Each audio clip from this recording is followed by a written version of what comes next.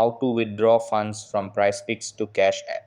Hey guys, in this video, I'm going to show you how you can withdraw funds from Prizepicks to Cash App. So make sure to watch this video till the end and let's get started. So the first thing that you want to do is make sure you have a Cash App card.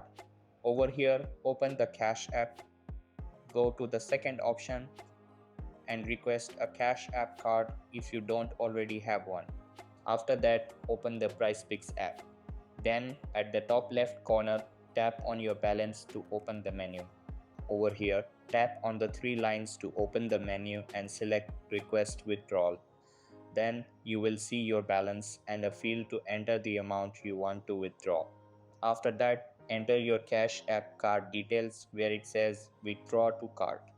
Then confirm the withdrawal and the funds will be sent to your Cash App card.